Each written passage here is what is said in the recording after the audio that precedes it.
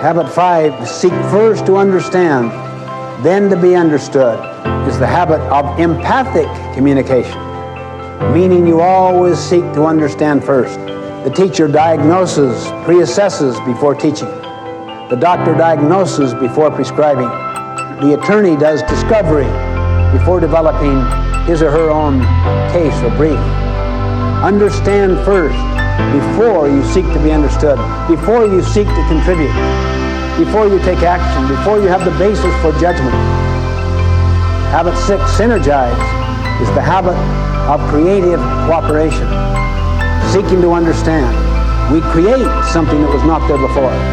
That takes high level of cooperation. The principle behind habit 6 is the principle that 1 plus 1 can equal 3, 4, 10, 20, 1,000. It's the principle of putting two boards together that are stronger in total than adding the sum of the boards separate. It's the principle of valuing differences, not tolerating differences, not accepting differences, celebrating differences. Habit 7 is called sharpen the saw. It is the principle of renewal, the principle of continuous learning, continuous improvement, getting better constantly.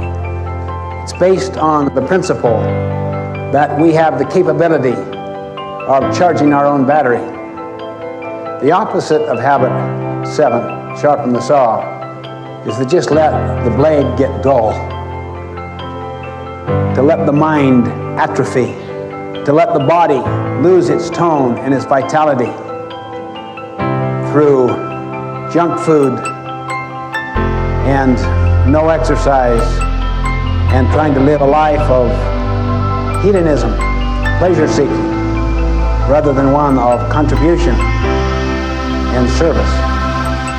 It renews each of the other 6 habits.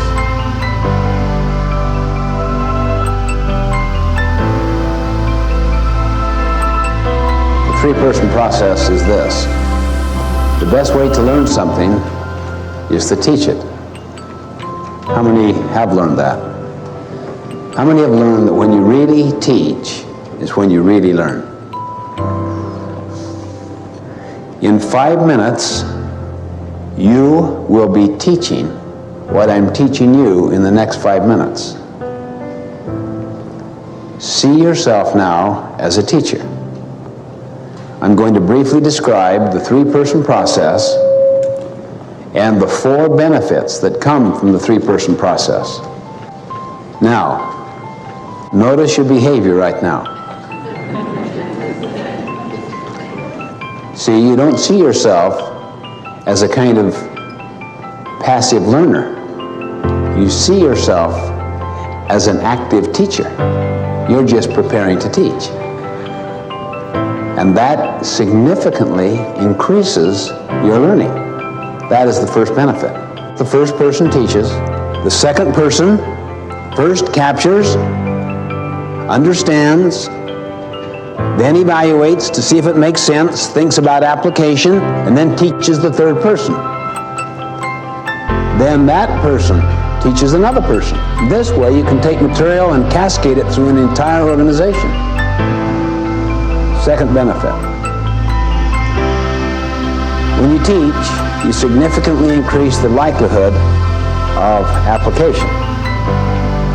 For instance, if you're teaching people to be better listeners, isn't it probable that you'll try to be a better listener yourself? See, the real most foundational learning comes from doing. Teaching may give you more intellectual understanding, but the internalization of the ideas comes in the application of those ideas. That's even a higher level of learning. Third benefit.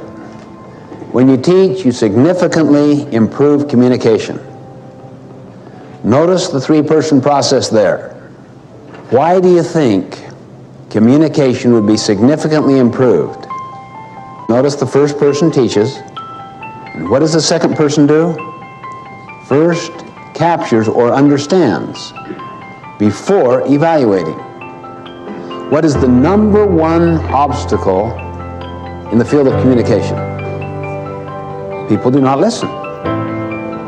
They do not capture accurately. They evaluate while they're listening.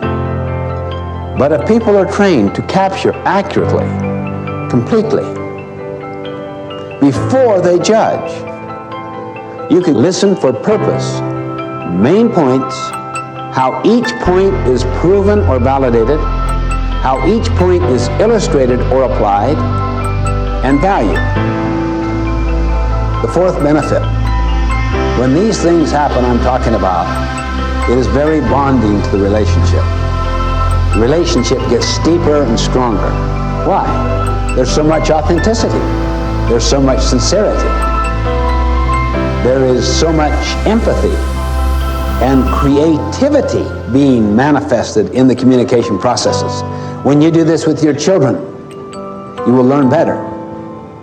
The next time you send somebody to a convention, to some training activity, to some association meeting, before they go, what do you say to them?